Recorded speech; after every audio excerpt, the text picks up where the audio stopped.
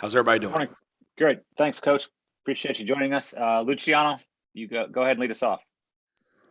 Hey, Coach, I hope you're doing well, and thanks for your time. You were able to shut down Pitt completely in the second half. What adjustments were made at halftime in order to have such dominant performance? And is it fair to call this the best second half your defense has played all season? Luciano, I think you guys make those decisions. I don't really reflect much on how we did. I think the main thing at halftime was, we were playing the 12 personnel one way, and we kind of went back to play it in a different way, and I thought that really helped us. I thought our coverage against our two tight end stuff was really good, and then, I thought the pass rush games was probably the best we've had them. We knew we had to cover. We had a lot of respect for the quarterback, and so I thought the pass rush games and the ability to create pressure with less guys was really important. Okay, let's go over to Andrew Jones. Hey, Coach, you've had Tamon Fox for 3 years. He's been at North Carolina for 6 years. He actually played a lot of reps against Georgia and Illinois back in 2016. What can you tell us about Tamon that may be something we don't know? Because we've got a chance to talk to him a lot over time, and we know what kind of athlete and player he is and competitor he is. But what can you tell us that's maybe something different that really stands out about the kind of guy he is and what it was like, what it's been like coaching him? So I think, I don't know if I've coached a guy that I respect more than him. He shows up every day to work, works really hard, plays really hard. I mean, he's everything you want in a player. I mean, I think, when I'm done coaching, I think he'll be one of the guys that I'll compare everybody to, and I think he's just a tremendous young man, and he's going to, I hope he gets a chance to play professional football. I think he'll get a really good chance to do that, but, I think he's going to be really successful whatever he does just because of his work ethic and how he attacks life. He's a special kid.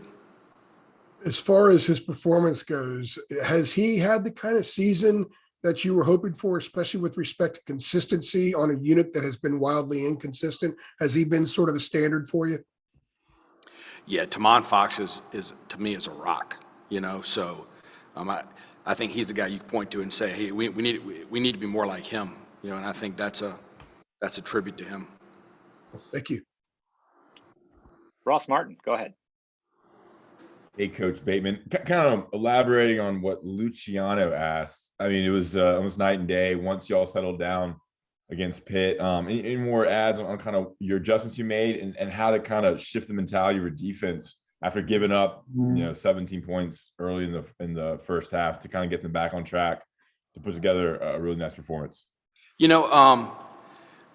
I thought our kids really attacked the week. It was a short week, and they really spent a lot of time on it. And I think they were very confident going in that we could defend them, and obviously we had a lot of respect for them. So, after the first two touchdowns, the ball was, we had the first drive and got a fourth down stop, and then the next two touchdowns, I think they realized, like, hey, look, we're just a step away on this thing. And so I think once we kind of got a couple things straight as far as like coverage, how we were playing some of their, they're a pretty elaborate pass offense, So I think once we kind of settled in, I thought they did a really nice job. So, Ross, really it was just like, hey, let's just stay at it. Let's just keep working. And I think we started playing a little bit of confidence, and I thought that really helped. Jasmine Baker, go ahead. Yeah, just kind of elaborating off what they were saying, but not only in regards to the Pitt game, but also we saw a dominant defensive performance second half against Wake and other games this season.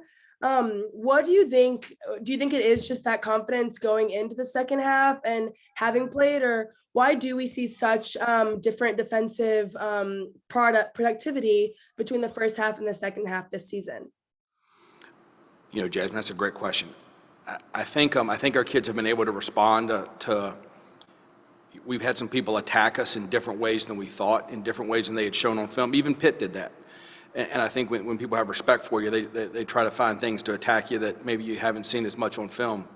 I think that's a tribute to where the program's headed. So I think our kids have done a nice job of being able to handle, okay, look, they're giving us this, we've got to play it this way, and changing and accepting the changes and learning and being able to go out and apply them. And then I think, when we've done that and then we start to have success, then they start to play with a lot of confidence. So I think that's probably what it is. And And I do think, that when we get playing with confidence and we're playing fast, I think we have played at a high level at times.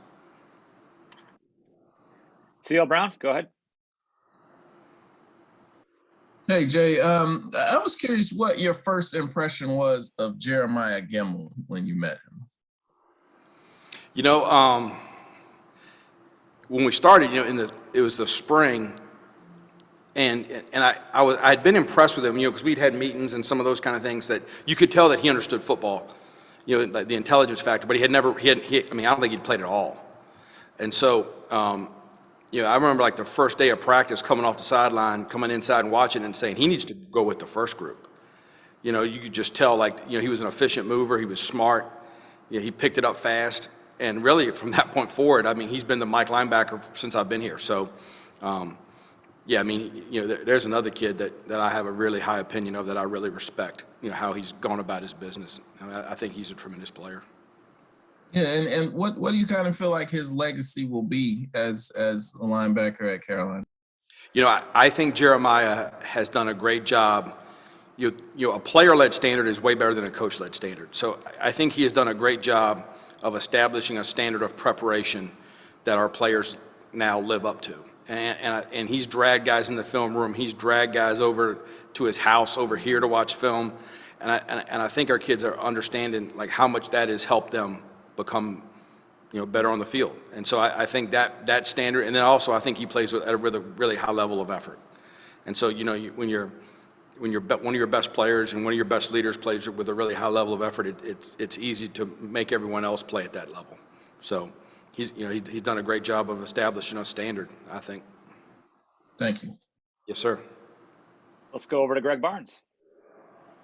Good morning, Jay. It seems that Des Evans has really made an impact the last couple of games. Certainly, he looks the part. What has kind of clicked for him here of late? First of all, I would agree. I thought he played really well against Pitt. I thought he played really well against Wake at the end. We've kind of settled him into a spot where there's a little bit more of a D-line spot than an outside linebacker spot. So there's part of it. I think physically he's improved.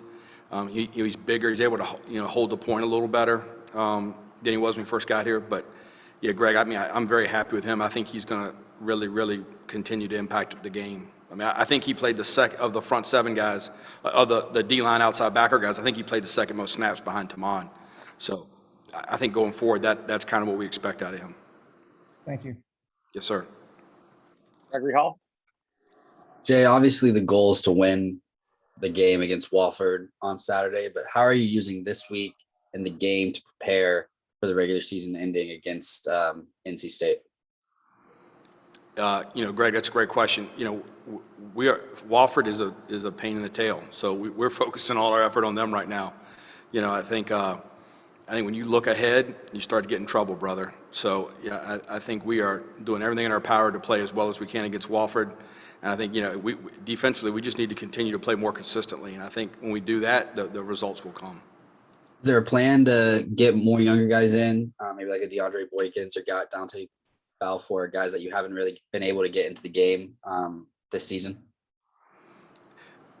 If the game gets to a point where we can put them in, then yeah. But right now, we're focused on Jeremiah Gemmel and Tamon Fox and Storm Duck and Tony Grimes playing and winning the game. That's what we're focused on right now. And I think, if we're able to have enough success to do that, and we do that in any game, right? So we're not treating this game any different than any other game. I got a lot of respect for Wofford.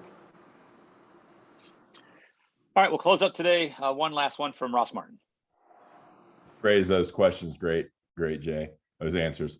So I want to give you the opportunity to talk about Trey Morrison and Raymond Vahasek. Obviously, Trey's been here ever since you've been here, and Vahasek, I think he's been a really good player for you in the middle last two seasons. You can comment on both for their senior day type stuff. Sure. Obviously, I've spent a lot of time with Trey. He's with me every day. A tremendous competitor, a kid we've moved around. He's started at 3 different spots in our defense, and a kid who I have a lot of respect for as a football player. He's going to graduate and hopefully have a chance to play in the National Football League. I think he'll have a chance. And when I think about Trey Morrison, I think about a kid who just loves to play football.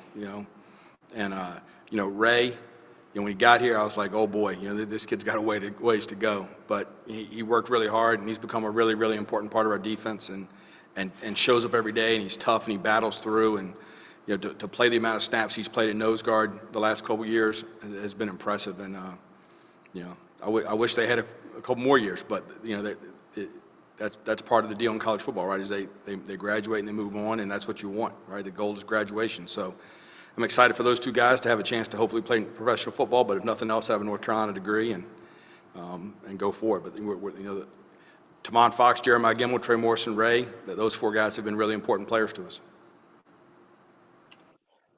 All right, Coach. Thanks for a few minutes this morning. Appreciate it. Thanks.